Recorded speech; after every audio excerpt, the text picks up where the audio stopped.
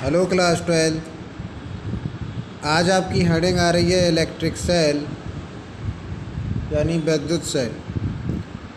N electric cell is a source of electric energy which maintains a continuous flow of charge in a circuit.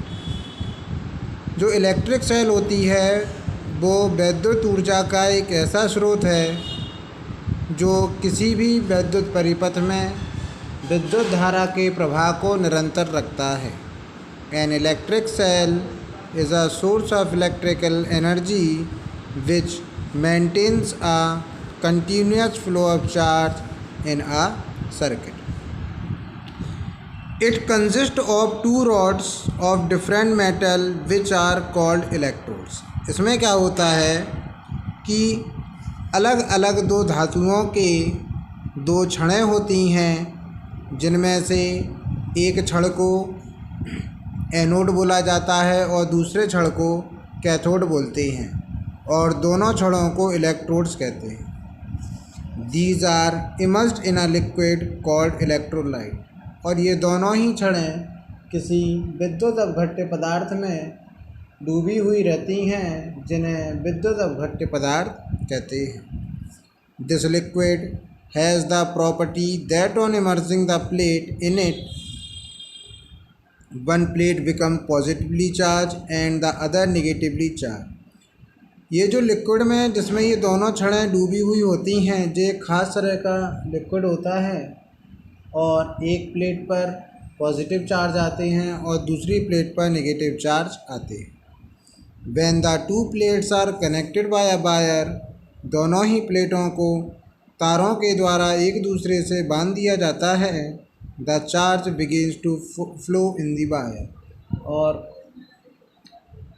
आवेशों को तारों की सहायता से एक जगह से दूसरी जगह भेजा जाता है। A chemical reaction take place in the electrolyte of the cell which maintains the supply of charge to the plates and the flow of charge in the wire. विद्युत अपघट्य पदार्थ हैं तो रिएक्शन ज़रूर होगी, और जब रिएक्शन चालू होती है तो आवेश एक जगह से दूसरी जगह जाते हैं, मतलब विद्युत धारा का प्रवाह होता है, और एक छड़ पर धनायन और दूसरी छड़ पर जो है ऋणायन आ जाते हैं।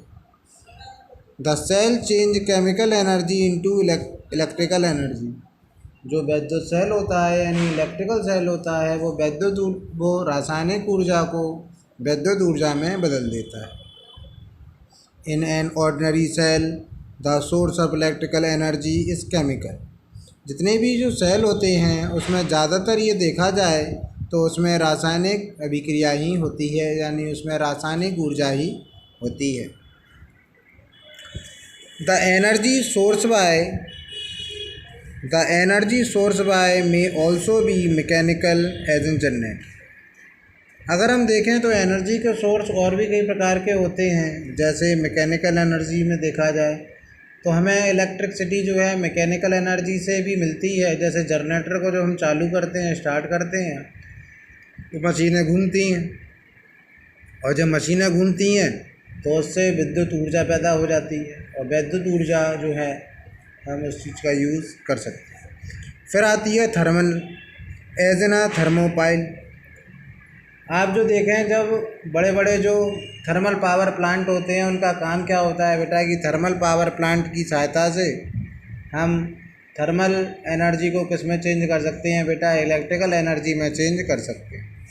फिर आता है और रेडिएंट का मतलब होता है कि सौर ऊर्जा के कारण, जैसे आजकल आप देख रहे हैं कि सोलर पैनल जो है आजकल का ट्रेंड्स बन गया है, सोलर प्लेटें वगैरह जो लगने लगी हैं, सोलर बैटरियाँ आने लगी हैं, तो उसमें जो सूरज का जो प्रकाश होता है, सनलाइट जो होती है, उसे एक प्लेट पर पॉइंट किया जाता है, और उसमें उसकी जो पावर है, उसकी जो रेडिएशन एनर्जी है, उसे इलेक्ट्रिकल एनर्जी में हम चेंज कर सकते हैं। तो जो ऑर्डिनरी सेल्स वगैरह को हम इन चीज़ों में चेंज कर सकते हैं। तो नेक्स्ट हेडिंग आती है आपकी ईएमएफ ऑफ अ सेल यानी इलेक्ट्रोमोटिव फोर्स ऑफ अ।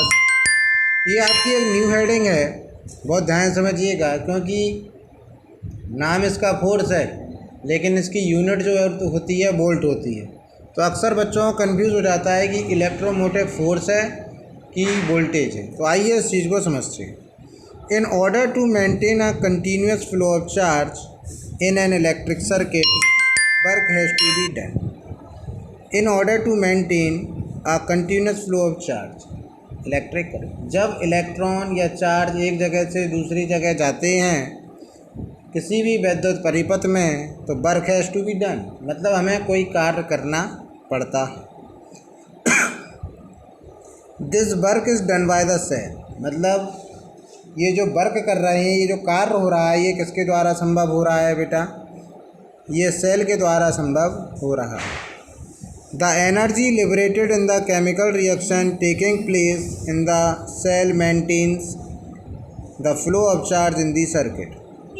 उसमें केमिकल रिएक्शन भी हो रही है और साथ में चार्ज जो हैं वो एक जगह से दूसरी जगह भी जा रहे हैं।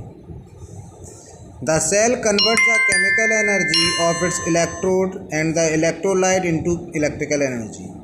जो सेल है वो केमिकल एनर्जी को कन्वर्ट कर रहा है किसमें? इलेक्ट्रिकल एनर्जी में। क्या होता है एक सेल के अंदर, अगर हम एक बीकर लें और उस बीकर में इलेक्ट्रोलाइट सब्सटेंस जो होते हैं, मतलब विद्युत अपघट्य जो पदार्थ होते हैं, उसको भर दें और इसके बाद दो धातुओं की छड़ यानी मेटल के दो रॉड लगा दें और उसको किससे कनेक्ट कर दें बेटा? वायर से कनेक्ट कर दें। जब इन्हें बैटरी से, जब इनमें करंट फ्लो होता है तो विद्युत अपघट्य का मतलब होता है बेटा आवेशों में टूट जाना। जिन चीज़ों का वियोजन साधारण तरीके से नहीं होता उन्हें विद्युत अपघट्य के द्वारा वियोजित किया जाता है। तो इससे इलेक्ट्रोड पर जो है एक बनता है कैटायन और एक बनता है एनायन। एक होते हैं कैथोड और एक होते हैं इलेक्ट्रोड। एनोड पर हर समय याद रखना नेगेटिव आएंगे और कैथोड पर हर समय बेटा क्या आते हैं? पॉजिटिव आते हैं।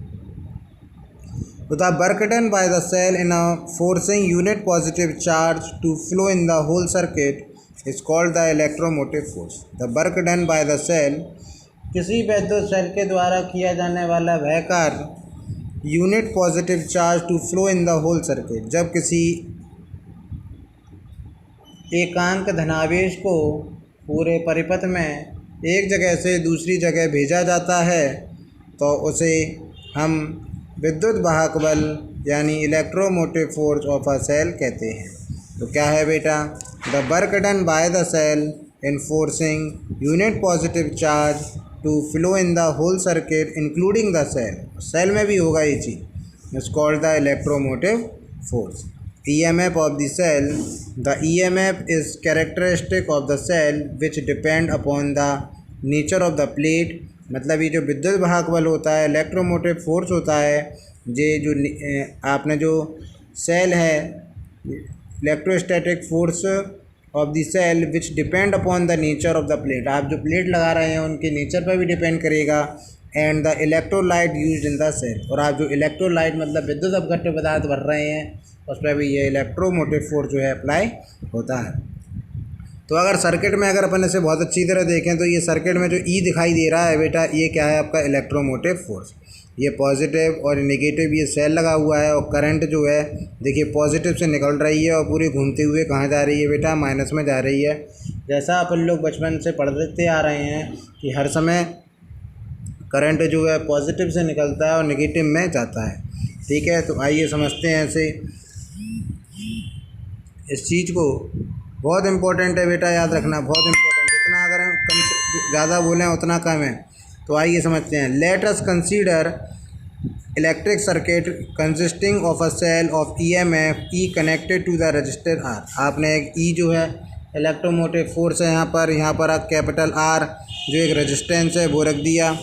The cell maintains it one electrode at a higher potential and the other electrode at lower potential.